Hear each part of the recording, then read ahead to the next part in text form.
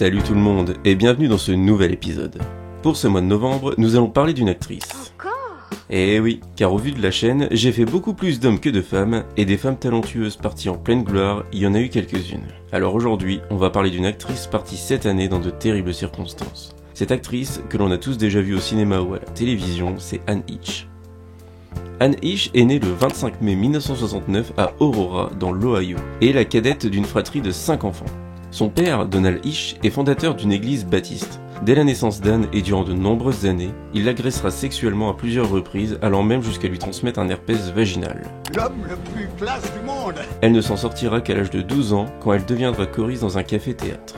Peu après, en 1983, son père meurt du sida, peu de temps après avoir avoué son homosexualité.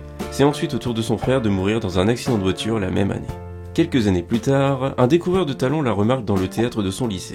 Au début réticente à s'engager pour continuer à soutenir sa famille, elle finit par intégrer la série Another World après avoir passé son diplôme à l'âge de 17 ans. Elle jouera une des deux jumelles pendant 4 ans et sera récompensée d'un Daytime Emmy Award. Elle quitte la série pour se lancer dans le cinéma. Les années 90 sont fructueuses pour elle, jouant dans des films avec plus ou moins de succès comme Donnie Brasco, Volcano, Psycho, ça fait beaucoup de haut, ou encore Souviens-toi l'été dernier. C'est durant la fin de cette décennie, en 97, qu'elle se met en couple avec la célèbre Ellen DeGeneres, relation qui durera plus de 3 ans et se finira assez mal. Quelques jours après leur rupture, Anne erre dans le désert de Fresno, tapant aux portes des habitants et demandant de l'eau en tenant des propos incohérents. C'est là que ses problèmes de drogue auraient commencé. Plusieurs médias se moqueront d'elle, allant jusqu'à la qualifier de dingue. Sa mère en profitera pour raconter lors de conférences d'associations ultra-conservatrices qu'elle a soigné sa fille de son homosexualité grâce à ses prières. Putain, qu'est-ce qu'il faut pas lire. Enfin bref. Après ce passage à vide, elle a du mal à retrouver un rôle au cinéma, et se rabat donc à ses premiers amours, la télévision.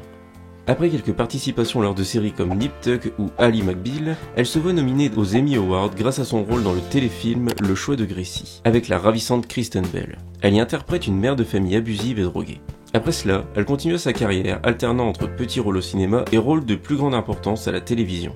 En 2020, elle intègre le casting de Danse avec les stars. Son dernier film, pas encore sorti, devait dénoncer la traite d'êtres humains via l'histoire vraie d'une femme séquestrée par son ex-compagnon, violée, affamée et battue afin de devenir docile et d'être vendue lors d'un trafic d'êtres humains. Film, comme je l'ai dit, pas encore sorti, mais qui alimente déjà de nombreux réseaux conspirationnistes. Le 5 août 2022, après une collision sans trop de dégâts, elle est surprise à rouler en trombe dans Hailey avant de rentrer dans une villa, à la suite de quoi sa voiture prit feu. Il faudra 1h60 pompiers pour la sortir de là. Après quelques instants de lucidité, elle tombe dans le coma. Au début, plusieurs sources la disent dans un état stable, avant que sa famille n'annonce qu'elle souffre d'une lésion cérébrale assez sévère et qu'elle a peu de chances de s'en sortir. Elle sera d'ailleurs visée par une enquête pour conduite en état d'ivresse ou sous l'emprise de stupéfiants. Après qu'aucune activité cérébrale ne soit constatée, elle est déclarée morte le 11 août.